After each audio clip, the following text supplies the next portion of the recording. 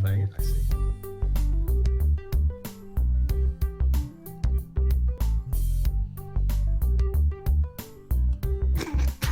What is that title to this episode? What is the title? The All Blacks are dicks? Oh, right, yeah. That's a legit title. That's Oh, no, not that gonna was upset anyone. So that was the failed one. So well, welcome everybody. This is Linebreak Rugby. You've got me, your host Sav, here at the moment. I'm joined by the New Zealand Kiwi, one-eye Kiwi Fovi, and I've got Alex with us as well. I didn't know what you wanted to be called, so I just realised I couldn't call you, Paper Trail, so I'll just go with Alex. When you can, let's go with it. Yeah. Yeah, that's a side plug. If you want to jump over on iTunes and look up Paper Trail. Oh, this is shameless. I love it. He also runs an excellent editing podcast, or book podcast actually. Book podcast. There's no editing. Why isn't that editing? Should just purely be about editing. Right, let's talk about the Rugby Championship and other rugby-related news. Let's talk about the Rugby Championship. So I'm just going to stick up a picture now of Pocock, actually. There you go. Picture of Pocock on the screen. Is it Pocock in his Speedos? It is Pocock in his Speedos. I mean, he's no Gary Lineker. He's not keeping it as tight as Gary Lineker. Let's just say that. He's wearing a proper pair of Speedos there. There's no shorts on him. Fovi, did you hear about Gary Lineker? No, I didn't. He didn't. Okay. He bet that if Leicester won the league, that he'd have to wear, not Speedos. What did he say? He just wears underpants. Match of the day in his underwear. Yeah. So yesterday, he did it. Yesterday sort of. he presented in sort of boxery short things. Oh, I've just found it in. Okay, yeah. Not necessarily Speedos. No, not quite. Anyway, let's talk about Australia and how. Anyway. And how do you think Australia are going to be doing in the Rugby Championship? I know in that little article I wrote before, I know that the Super Rugby teams weren't amazing, but I think they're going to be hurting from the England test still, and they'll have a point to prove. In the first games on their home soil in Sydney, turn up and probably put up much more of a fight than I think a lot of regular standard Kiwi fans would think. Well, so my issue is that they have completely beaten, and I think they're almost reverting back to an old school method, because I think I saw that Checker was looking at Cooper to come in at 10. Yeah. And dropping Foley, the Iceman. So I don't know. It's going to be interesting for Australia. Yeah, I'm a big fan of Foley. He's been like, he gets a bit of stick for. I think he has a few moments where maybe makes the wrong decision or something. But I like him as a player. I think he's good all round. I always felt pretty scared when he got the ball. He's quite terrifying on forward ball. Yeah, when he's going on forward ball, I was all like shit. Pretty much. Yeah, well, I suppose Cooper's more like at any point you could be thinking shit. Yeah, Could also be thinking, you could be thinking that regardless of which team you're on with Cooper. That's the thing. Yeah, I mean, pretty much actually. But I think Australia have a lot to prove, as in they are as low as I think they're gonna get, maybe, unless they lose to Argentina. They are as low as they're going to get right now, and so they're going to have to bounce back hard. So maybe there'll be a pretty extreme bounce back. Maybe. I mean, losing to Argentina look good, right? They're still a challenging team. Australia could fall further if Argentina turns up. So if I quickly transition to a picture of Creevy, bang. Yes. Great Tash. So Argentina, talk about the Jaguares then. The Jaguares. Yeah. It was a mixed bag, wasn't it? Because when they came in, you saw the team sheet and you thought, oh man, look at this. There's star power everywhere. It's gonna be awesome. It's gonna be great fun to watch. And they just their discipline was terrible. It seemed a bit apparent that they hadn't played together before, despite a lot of them having played together internationally. They just didn't seem to gel. And I don't know, first year in the competition, new team, it was always going to be difficult, but written down made you think, oh, this is going to be a team to watch for. And they sort of strung together bits and pieces of what you were expecting, but by and large, you went over there thinking, yep, sweet, bonus point win, where we go. Yeah, they struggled to. I think they didn't play like they wanted to win. They played like they wanted to play really cool rugby. I don't know. There's a lot of passion on the field, and there's a lot of throwing the ball around. But they didn't. I don't know. They didn't seem to come out with a game plan to win a game. They sort of just came out to play rugby, which was. I mean, I don't know that that's necessarily. I mean, for some people it'll be a criticism, but just seeing a team try to sort of do some really exciting stuff, especially in your first year in a new tournament, like you can just. What have you got to lose? Like, people probably expect the worst from you, so why not? That's your year, maybe as a coach, to try some stuff. Just say, like, cut loose, let's go, let's see what you guys can do. And then maybe this year they come back with a little bit more structure based on what went wrong and being told not to pick fights all the time and do a lot better. Yeah, I totally agree. So, Fov, you wrote... That's pretty fair, really. Yeah, you wrote a bit about Creevy. What do you like about this man? Oh, I love his personality. He just gets shit done. Really, he leads by the front. I love seeing players like that. He doesn't seem to be. I mean, if you look at someone like Dane Coles, different style of player altogether. But I like the way that Creevy just gets on with it. Coles will be in the ref's ear a lot, and we know it's always been about a bit over the recent months. There's his habit of doing that, but Creevy doesn't seem to be bothering with that. He just gets his head down, gets dirty, gets things done. I like seeing someone that big and burly just offload at will, keen to keep the game going. It just surprises you. You see this mammoth of a person coming towards you, and then he's just got these dancing feet, offloads. It's brilliant. I love it. It's great stuff. Where does he play outside of the Jaguars? What do you mean? Just Argentina? What is it? Is it just Argentina? Like, who's his club? No, that is. I mean, the whole thing is that's his club. Oh shit! Of course it is. Fuck. No, because I mean that. So in New Zealand they have two tiers, don't you? You have the counties, and then you have the Super Rugby teams. Or is that Australia? We've got the ITM Cup, or Mitre 10 Cup, I think it's called now, is starting up this weekend, I think. Yeah, I saw a post on the sub. So that's like the provincial stuff.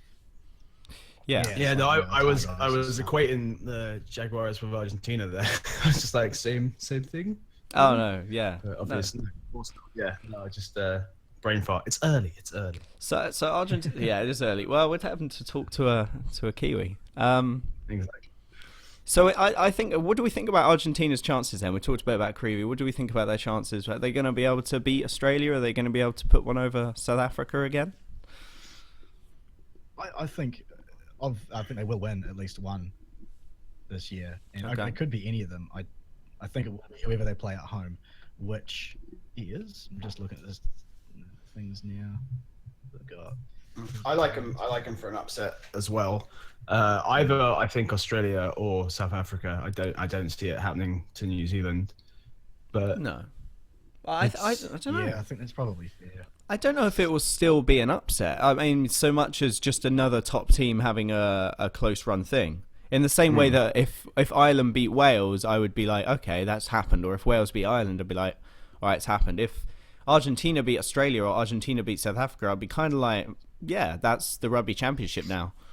But I wonder if that's how an Australian or a South African side would feel. I wonder if they're still going out expecting to get one over on Argentina. Yeah. I don't know. What do you think, Fov? Well, no, I think you're probably right. Really, they're at the stage now where a win over any of them should be, par for the course. They're competing at this. They're competing at that level consistently, and as over the past few years, they've gotten better and better and better, beating both Australia and South Africa. But Yeah. They do seem to get better. Even if they took us down, so I'm looking at the lineup. So they're playing South Africa and the All Blacks when they're at home in Argentina. So I could see them winning either of those. All right. I mean, I do. I'm placing a lot on the home advantage. The home but I think advantage. they're definitely capable of taking any of us down. they do play up to that home crowd, whether it's with passion and yellow cards or whether it's with some length of the pitch stuff. They do play up to it. So we'll see. I think that's where Yeah. that's where they'll get their wins. So let's move swiftly on. We've had a little Argentina chat. Let's have a little South Africa chat. And you were a scrum half back in the day, Fov, or still are? Have you moved to centre? Oh. No, I haven't had much of a change really. I'm still the obnoxious little shit. You're still the back. little scrummy. It's with Faf de Klerk on the screen right now. Oh, love the guy. Didn't love him when he was playing the Highlanders. The dude's awesome. He's got chest, blonde hair swinging in the breeze. Awesome. Love his defense, man. He just takes everyone on. He for a small guy. His defense is pretty astounding. Yeah. Like not even like for a small guy. Like his defense, like his recovery defense, like his scramble is amazing. Like he will work and work and work to get when games where he's been the last line of defense and just puts him on the ground and gets ready to go again. Yeah. As we've seen, it was Ireland. He'd intercept, and he made last-ditch tackles. I mean, he's fantastic.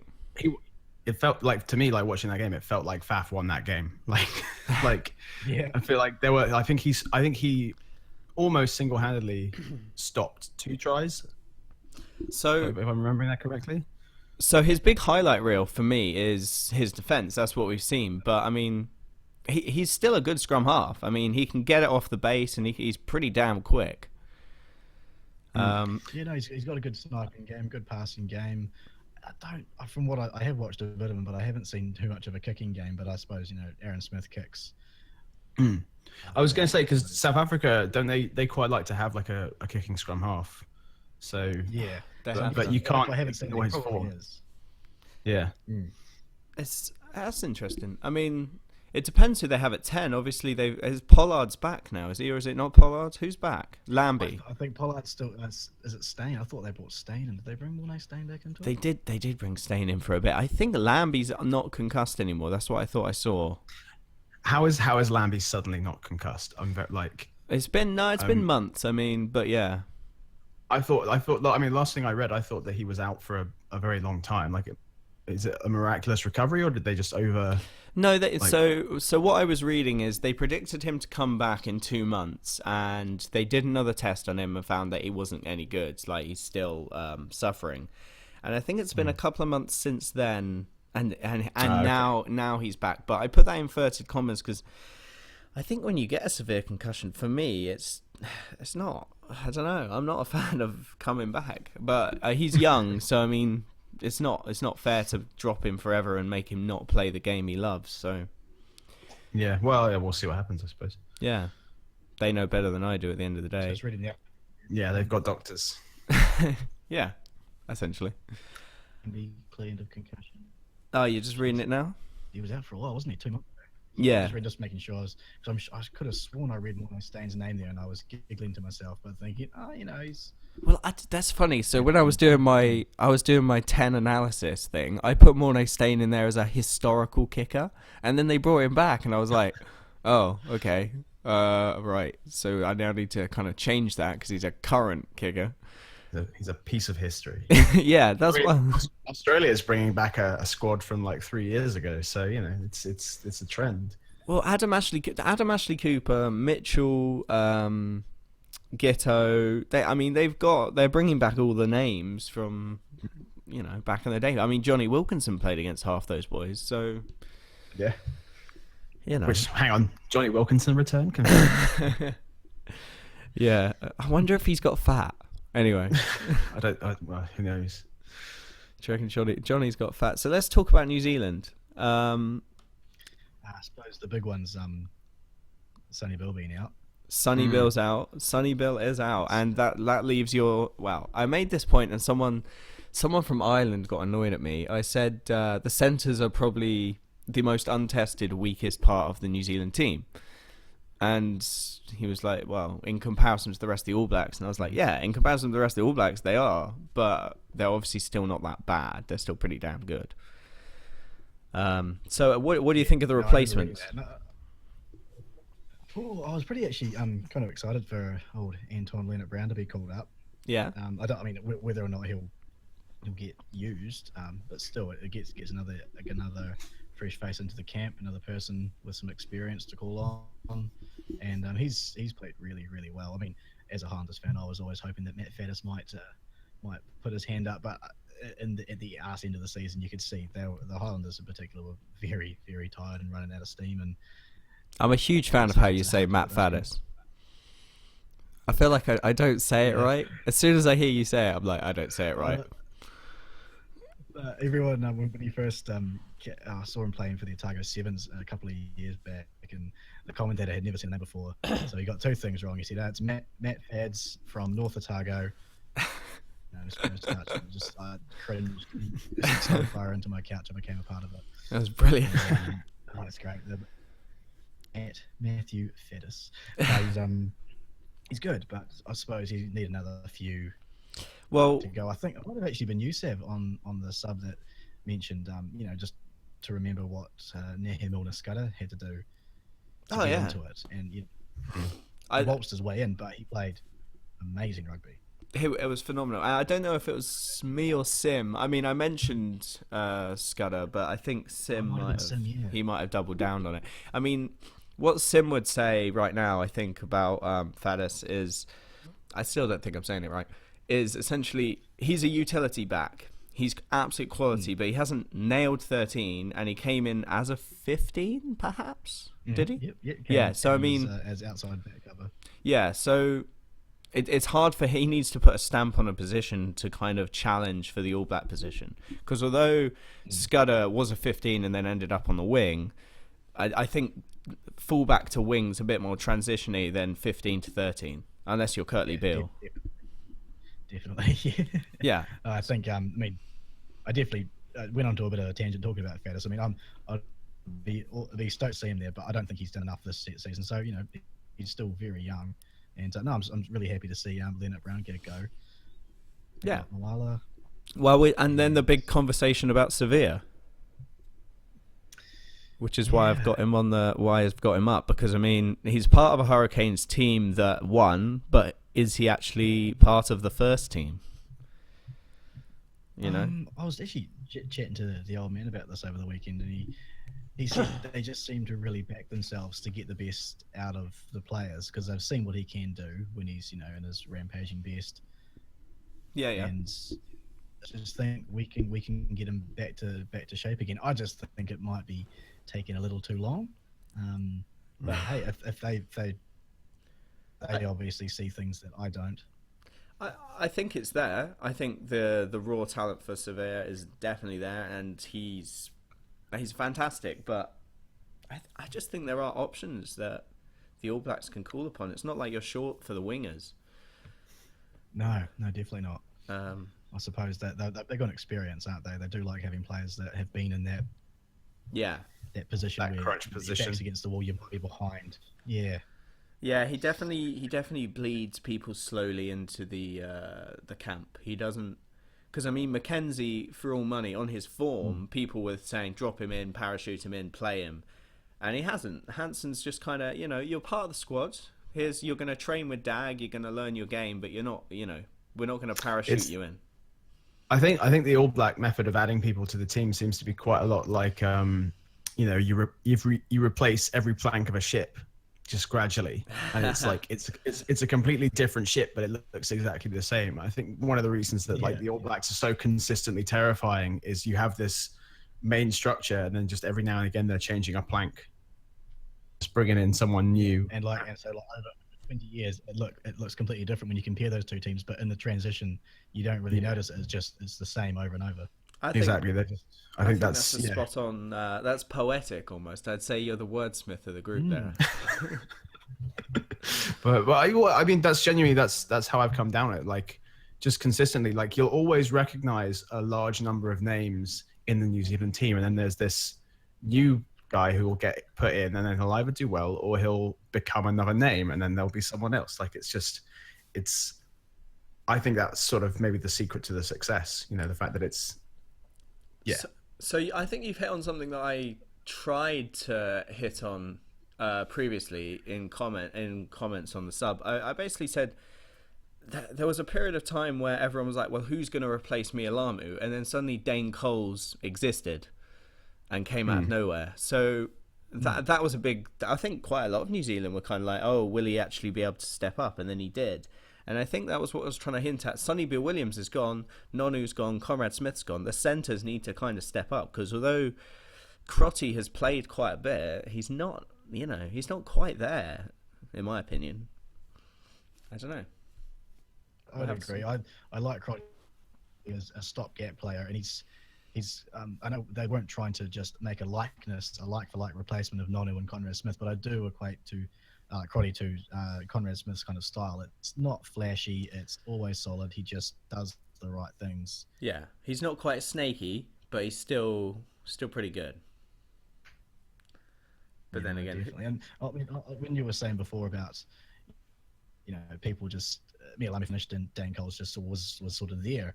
I was thinking the same about that before with Sam Whitelock. I just looked it up there. He's had 75 caps, and it still feels like he's a young transitioning, player, like a new player. Yeah, and but he's he's pushing towards 100. I'm just thinking, when did that happen? But yeah, as you guys were talking about before, that they bring them in such a methodical manner that by the time they're seasoned, you don't even notice it. Yeah, and suddenly they are the stopgap. I mean, at some point, is Luatua just going to become the guy who's so regular, or is Tui Pelotu? Stuff like that. These people, these quite young players, but they're just suddenly, they're almost staples. I think in a I'm really couple. keen to see what happens with Luatua. Yeah, it'll be interesting. I'm not sure whether he'll make it or whether he won't, but he does seem to be on their transition list for sure. All right, so we've done a bit of the Rugby Championship. Do we all think that New Zealand's going to win? I think they're the favourites. I think they're the favourites. Just thinking about what I've seen of, I don't follow Super Rugby super closely, but from what I've seen of their international performances and from just the general buzz on the sub, I think New Zealand, they've got to be the favourites. So, Fov, you're going to win it? Yeah, I reckon they'll take it out pretty, maybe not comfortably, but I think it wouldn't be a huge surprise if they went through and didn't drop a game. Although I think if they do drop a game, it'll probably be the first one against Australia, because they, for some reason, start slowly. You're worried about that one, eh? Because you made a mention of it in your article, and now you're a little bit... it's interesting I reckon that's it. Because I've just seen the All Blacks, be hyped up by myself and everyone else in New Zealand, and that gets to that first game, even though they have played this year, it gets to that first proper competition game, and things just don't click, and an intelligent team like Australia can tear them apart, and I'm just a bit worried about that one. I think if we're going to drop a game, it'll be that one. I think so. My opinion on that is the Wallabies without Beale are not an empty threat, because they've still got Folau, but they're definitely not. I don't see them as a threat. I don't know. I think Beale is the catalyst to make that team tick.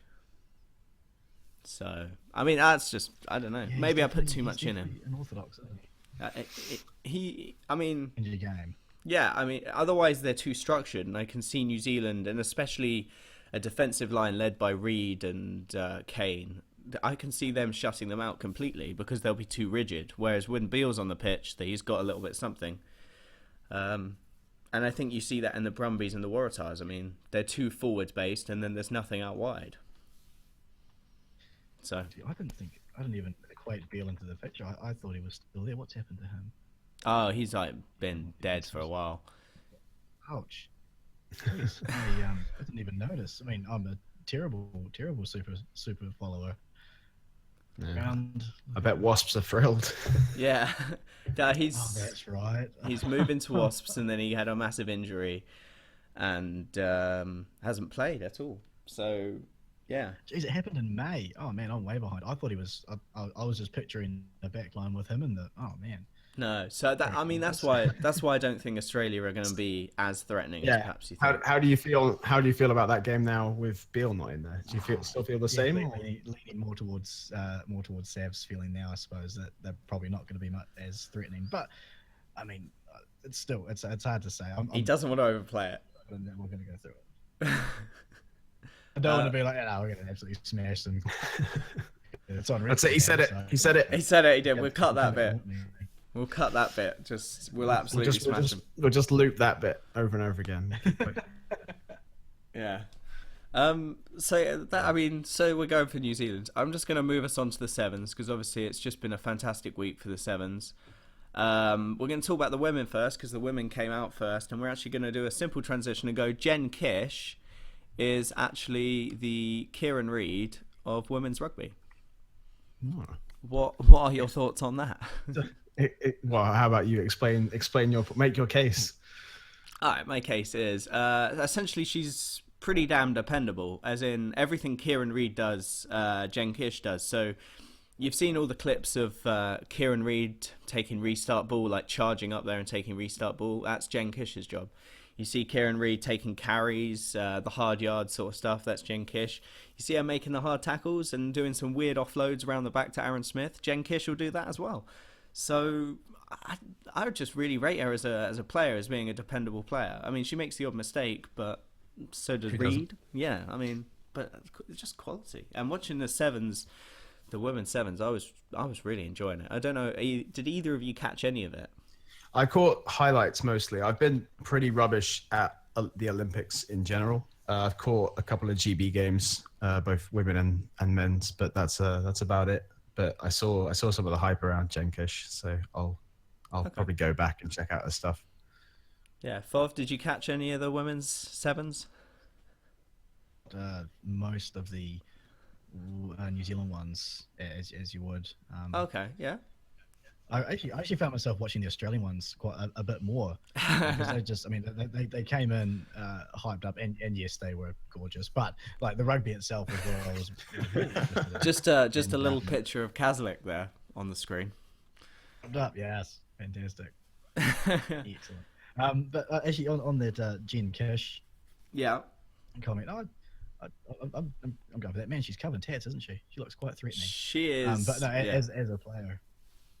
Yeah, she's like the every man for the team, or every woman for the team. She just does everything, and can be counted on, which is what you want in your Kieran Reid. So yeah, no, that makes sense. I think she's so Kieran Reid changes his game from when he plays with the Crusaders to when he plays with the All Blacks. He plays two different roles, which is actually quite fascinating to watch, and I think that's the sign of a complete rugby player, and that's why he won. Didn't he win Rugby Player of the Year or something? 2013 Player of the Year, I think. So, and that's what I think she's got. She's definitely got that talent, and I don't know if she's at the beginning or the end of her career. In fact, I'm pretty sure it's middle to end, maybe, of her career, but she's definitely been fantastic. Right, let's move on to the Aussies, because obviously the Australian women won it, and they were fantastic, and it was a great watch. And like you said, they were the best team to watch at the end of the day, because they were just running in tries for fun at certain points. Yeah, what I really loved about it is that they played so intelligently. It wasn't, they didn't rely on just speed, just power, bullying at the set piece. They did everything. They played to each team as they came across them, and it was. It's clever rugby, and if you I think there was a difference in Australia style to perhaps. Well, everyone, to New Zealand, GB, especially in the women's. So I think Australia, not that they mimicked the men's style, but they took their time and were intelligent about it. So if you watch most of the women's game, it was really quick, non-stop. There was very little amount of time where the player would stop and assess and then pass to the wing or something. And you saw Australia do that slightly more than any other team. So they would assess the situation a bit better, I think. And I saw that more in the men's game, so it was interesting. It wasn't necessarily a better tactic, but it certainly worked at the end of the day. Yeah, I'm starting to enjoy sevens a lot more than I used to. Like, I don't know what's changed in the game. Like, would you say something's changed in the game in the last couple of years? Like, because I remember like tuning into it a couple of years ago and being like, it's it's an interesting spectacle, but I'm not super into it. Whereas watching the games that I have watched, something's like it feels a little more physical, feels a little less scrappy, I suppose. I think the shift has come from a massive increase in tactics. So as in, there's been a huge drive of money towards it in all senses. So advertising and PR for sevens is now through the roof, and the fact that they're really pushing to win. So the tactics that are coming out and the spirit of sevens is really what we have come to enjoy from the 15s, but in a more condensed area. So it's actually a feel good. It's everything about it's feel good. So if you win or lose, you put everything out there for 14 minutes, and it was absolutely intense. Whereas 15s is getting to the point where, because of, you don't want to say it, but because the game can be slowed down or the ref can ruin things, it's a little bit harder for a new person to get involved in it, because it's quite a dense format. It's true. You take a lot of the set pieces out. I mean, the set piece is still a joke in sevens a bit, but yeah, it's certainly easier to just drop in and start watching it, which I guess makes the Olympics the perfect place for sevens to really come of age and make its appearance, because that's when a lot of people who don't understand the sport and who are also, they don't understand a lot of sport that they're going to be watching in the Olympic period. So they're all open to sort of learning the new rules. Yeah. Right. We're going to move quickly on to the men's. Sorry, I mean, you're spot on with that point. We're going to move quickly on to the men, and we're going to talk about the USA, because I think everybody wanted the USA to do well, purely because we want the USA to play rugby, but they didn't really have a great tournament. As in, they didn't play badly, but coming 9th, I think it was not that impressive for a team that was going to be challenging for a top 3 spot, I think. I mean, that's partially the nature of sevens, isn't it? Sometimes you can just, teams do get, like, people were, there was all that hype around the All Blacks not winning. It's like sevens, it does happen. You do get teams beating teams sometimes. Like, obviously that American squad is very good. But yeah, it just didn't pull out for them. I didn't know they were going to pull out for them. I didn't know they were going to win it, but I thought they'd do better than 9th place, certainly. So, Fob, what's your thoughts on the USA? I mean, disappointed or? I was reading a comment earlier on the sub, and someone was saying, and I echoed in my mind quite well about they were right not to use Isles a little, too much, because he's still a bit of a liability when he doesn't have the ball in hand, which does happen every now and then. Yeah. But they used Perry Baker because awesome. Just he's an athlete through and through. Absolute, yeah. And they need to bring him into it. And they're also mentioning that Zach Test wasn't used nearly real key to the team. He fills in different spots throughout different games, and as the single game goes on, he sort of changes up his style quite a bit. And he's an experienced player, and he's someone they need to sort of rally around a lot. But again, that might even be the nature of why the sevens is growing in popularity over the last couple of years. Is there's more upsets, and those upsets don't really they stop becoming upsets. They're not really. They're just become expected, because anyone can win. Yeah, it's just this team win. I think so. I'm a mixture of that being a fascination and also kind of an annoyance, because Japan beat New Zealand, and if New Zealand had run in 50 points against Japan, we'd have been like, oh yeah, it's just Japan, New Zealand. But when Japan win, we're like, oh, anything can happen, kind of downplaying Japan's performance. So I'm on the fence of which way to fall, because it's still fantastic for Japan to do what they did, but maybe New Zealand were off their game because they didn't really show up. I mean, the brothers, the Ione brothers, I remember watching it. They just weren't quite there. I'm not sure what was up with them, and people were blaming DJ Forbes, and I was like, Forbes is not necessarily the problem here. There's something else that's just not quite right. Yeah, I suppose. I mean, I think there's going to be a bit of blame, rightly or wrongly, laid on Titchens, because he's been around for quite a wee while. Not sure how many years, but more than 10. Yeah, I think he's got a great eye for talents, and he knows the circuit in and out. But I mean, I don't know. Hopefully, he doesn't get the X straight away, because he's a wealth of knowledge in the game.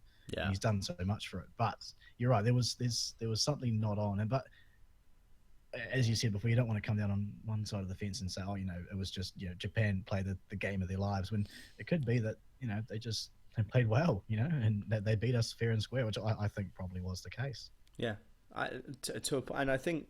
Oh, well, certainly with 2020 coming and Japan rugby on the rise, I think there's a huge I think there's been a huge shift. Not necessarily, it's not a shift that means that New Zealand, South Africa, and England are going to lose any sort of thing. But I think a huge shift in Japan of suddenly we can do rugby. We understand it a little bit better, and we've got some players that can play it. It's quite good fun to watch. Yeah, I wasn't that. I mean, obviously it's a surprise to see Japan beat New Zealand, but I wasn't surprised to find out that they had a good sevens team. Like it feels in many ways, it feels like Japanese athletes are quite well suited to sevens, that sort of nippy style of play. Like just do some like cross sport translation. Like I follow lacrosse as well, and Japan has quite a strong lacrosse team. Despite sort of a size difference necessarily, just because they can play that fast, nippy game. So like it doesn't necessarily surprise me that they're very good at sevens, or that they're performing at a high level with the sevens. Do they do the tour, the sevens? Are they a part of the sevens tour? Because I hadn't really heard them mentioned before the Olympics. I think Japan are in the World Series, but my following of the World Series is pretty good, I thought. But now you've mentioned Japan, I can't remember. Like I know Spain and Portugal and lots of other teams are in it, but you mentioned Japan, and now my head's gone blank. Yeah, I wonder if they're going to make an appearance from now on. Oh, I'm going to have to look up. Someone look up I'll Japan World Series. Reached the bowl final in 2007 Hong Kong. 2007. Okay. Well, they've been around for a while then. Yeah. Well, fair enough. That's interesting. I did really enjoy the whole thing, and then Fiji coming out on top for the men's game. I couldn't even cheer for GB. Like I just like it was a shame that it wasn't a closer game, but Fiji just locked GB down. I have family traveling in Fiji at the moment. I mean, they're going around Australia and New Zealand at the moment. They're just out there for time, but apparently the whole island was just party non-stop, and the whole place just exploded. Amazing. It was insane. So I mean, just awesome, insane sort of stuff. Great scenes. So yeah, I'm happy for Fiji, and GB coming second. I'll take that. I mean, I would thought we'd get a bronze maybe, and getting the silver. Still, Sav, we successfully defended our silver medal. I'm like, oh yeah, do you want to say what you were saying about the USA? No, I'm keeping my mouth shut. Okay. That will be my only dig. Alright, fair enough. Fov, have you found whether Japan exist in sevens? Apparently so. They're talking about how they're usually in the bowl or the plate finals, 2011, 2012, 2013. Oh, they've been around for ages. Yourself, I don't think of it. I just can't remember it at all. I mean, obviously they've been there. They've been under the radar until they decided to pull the rug out from under my beloved team and push us into the dirt. Yeah, I mean, fair enough. I think it was a great champion. I think it was a great tournament. I think I think it'll do wonders for the game, which is very promising. I'm quite curious about just USA rugby development, whether sevens. I mean, what like the popularity of 15s and sevens in the USA is that? Am I right in thinking that's like it's about even at the moment, or even like sevens is a little bit stronger? Like it's seven. I mean, from the comments we've been getting on the sub, I think sevens might be stronger because everybody's I've heard a couple of like Americans refer to rugby and they're talking about sevens, whereas so elsewhere you'd say rugby sevens. Like it'll be quite curious to see how these two disciplines match up against one another. Well, they keep asking. Well, someone they called me Mr. Linebreak, I think, and they asked me when's the next competition, and I said the Rugby Championship, Aviva Prem, Pro 12. These are the places you can see that. And then they said, "Oh, is this 15s or sevens?" And I was talking about sevens, and I was like, "Okay, this is a whole new world to me because suddenly this person thinks sevens is rugby. Obviously, this is their view, which is and that's like something that I've noticed in the way that the USA is talking about rugby. Like sevens is, I think a lot of people for a while were thinking about sevens as this sort of gateway drug to 15s rugby in the USA. But I think sevens is becoming its own, has become its own beast in the USA. And 15s is this anomaly almost. Like, and not to say that it won't grow, but I think sevens definitely has the foothold. And do you know 15s. who's the most vocal people against sevens? Is the Kiwis. Fov, well, I mean, Yeah. it's really odd. Like on the sub, the people who just seem to not quite like sevens that much always seem to be Kiwi posters. I suppose they see it as, I don't know, maybe a spiritual bastardization of the game itself, but I'd narrow it down to the fact that New Zealand isn't as dominant as they used to be in the sevens, and that gripes a few fans in the country where rugby is such a a religion, so to speak. Yeah. And it could just be being a bit sour because we're not as good as we used to be, or if we are just as good, other teams have gotten as good, if not better, and are consistently beating us, which I think it just goes against the usual status quo of New Zealand rugby being extremely strong. But no, I agree with you. A lot of the people on the sub who don't have time for it, don't really like sevens, are the Kiwis. I'd put it down to that, really. It is interesting. Obviously, it's a religion. It's a religion for Fiji in sevens, and it's a religion in 15s for Kiwis. So, it's quite interesting. Two different rugby nations coming on different sides of the argument. It's weird, but yeah, I'm all up for sevens. I think, and I think you're right. I think you're right, Alex. We've missold it as a gateway drug. It's not a gateway drug. It's becoming its own sport. Yeah, well, I think as well that's down to so many American sports. The popularity of that sport is fueled by university level, NCAA level play, and I think just sevens is more established at a college level in the US. Talk about like Brigham Young University. They're known for their sevens team. I think it's various stuff like. So could it possibly have been so you couldn't get a 15 side out because you couldn't get enough people, but you could get a 7 side out. So when it was first set up, do you reckon it was like, oh, we can get 7 players together and play against these guys? Like, I mean, possibly. And also, you don't have to learn. I mean, you do have to learn to rock, and you do have to learn to. Well, you have to learn to maul.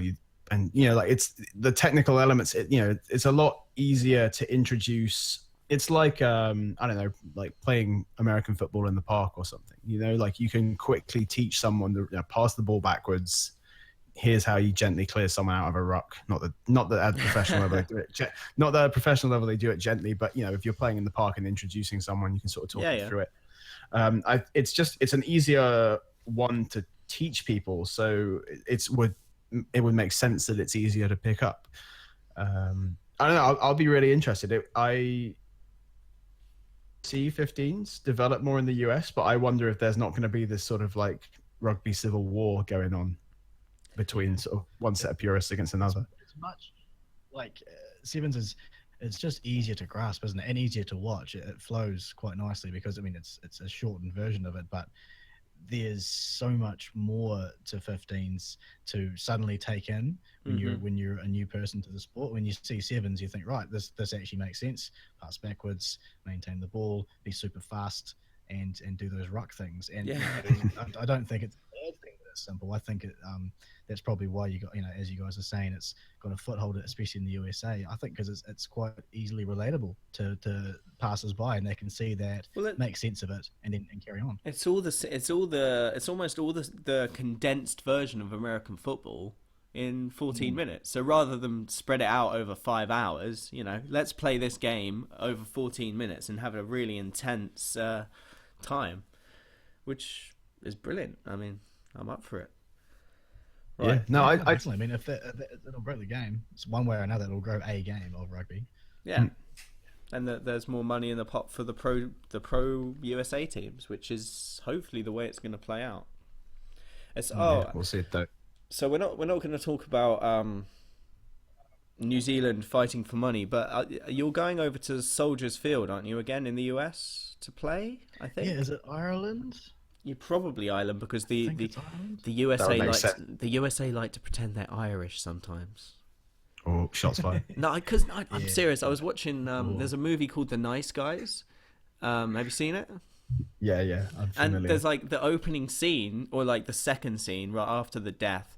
is Russell Crowe saying, "I grew up Irish in the Bronx," and I was like, "Then you didn't grow up Irish. You grew up in the Bronx." Well, there's a cultural diaspora, right? Like that's the thing in America. Like it's all about where a lot of it is about where you came from. It's why you have strong Italian roots, you have strong Irish roots, and sometimes it can feel a bit ridiculous when someone with a heavy accent says that they're Irish, but it comes from that origin where your family's come from. But then, it's a good thing. Like that talk about there was talk about the Pro 12 expanding to include an American franchise, wasn't there? Yeah, and I'm actually up for that.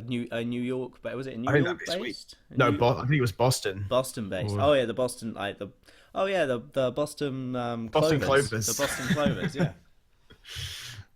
But something like that would be cool, I think.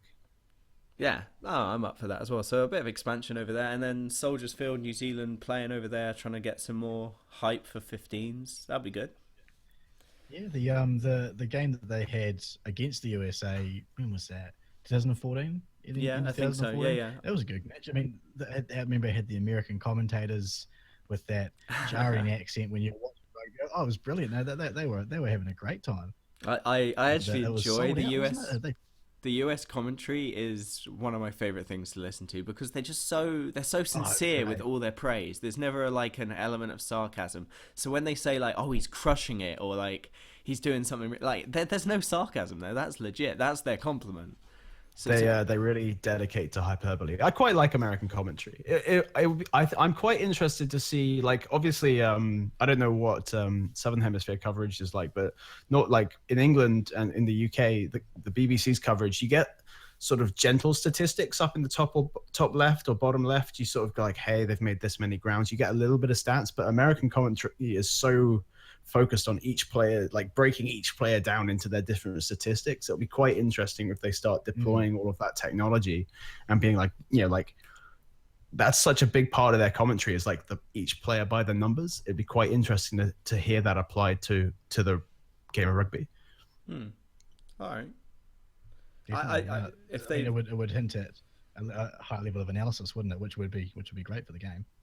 Mm-hmm. Though I do sometimes feel like there's a little bit of over-analysis, but I think like when you pair good analysis like that with good commentators, you can it's a lot easier, I think, to understand the game if you're new to it, and to understand the game at a higher level if you're already familiar with it. Like, again, like having watched like lacrosse games with American commentary, like the amount of detail you get because they have all the statistic about strike rate and how they shoot, you do develop a better understanding of the game. So it'll be interesting to see how much of a difference American commentary makes to people's understanding of the game as well. If they just get enthusiasts on, or if they bring in some like real heavy analysis to help explain it. That will be dead interesting, actually.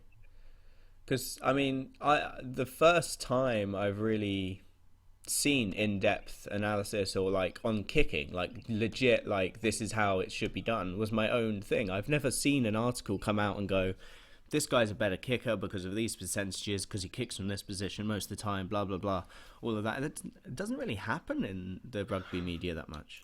I mean, and I can see the argument for that as well. Like I can see both sides. Like there's something to be said against sort of demystifying the sport as well. Like quite often, like a lot of American sports feel mechanical in places, because baseball's the number one that I think is just like it's apply sabermetrics. Yeah, it's all stats. But so it can go both ways. There may be an unwillingness because people, but in rugby you believe in there's an element of it, factors that you can't factor in. And I certainly don't want to see the game become too heavily statistics based. But I'd like to see it won't mainly because you'll have people like Lomu back in the day, and you'll have people like just people who just completely defy what your stats have told you, and they'll just smash through a defense, and suddenly all your stats are completely pointless. Or you'll have someone like Barrett, who's ridiculously quick, has long socks, and scores tries for fun, and the socks. The socks. Right, I'm gonna play the outro music. Fov, is there anything you want to say? No, it's good to be back on here again after my year-long hiatus. It's actually good to have you back. We need more alt voices because at the moment we said try it. Well, I've tried to sell us as being a multi-nation team, In reality, we've got your accent, we've got Harble's accent, and then CC when he sometimes puts on a Welsh accent, but most of the time it's just an English voice coming down, talking about everything else. We're so off-brand. We also need to get a woman, but that'll be later on. I'm hoping to bring someone in. Well, a girl, we should try and talk about. Geosaurus would be. Geosaurus Rex. Anyway, I did have a friend who wanted to have a chat, but she's a bit busy at the moment. She might be on holiday, but hopefully we can get someone in. But I wanna get more voices on. I want to get more people to talk about them, because us talking about stuff that we don't really understand, it's not always best. No, of course, no. More perspectives are always better. Yeah. So if you have a perspective and you would like to come on the podcast, please message Sav, just Sav. Send them lots of messages.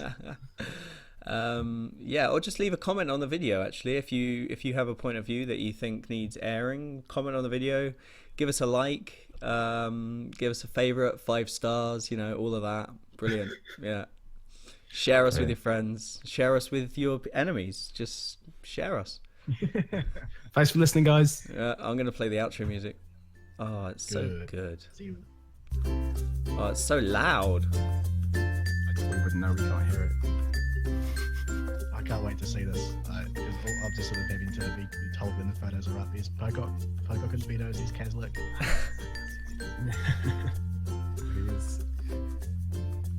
Thing of beauty. Thanks, guys. I'm just going to fade away now. Just going to slide away from the mic. Bye. Hey.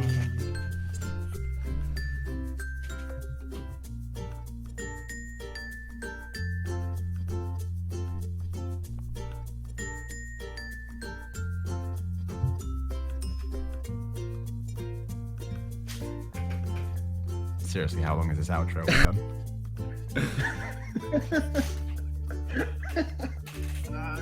At least keep that in, I suppose.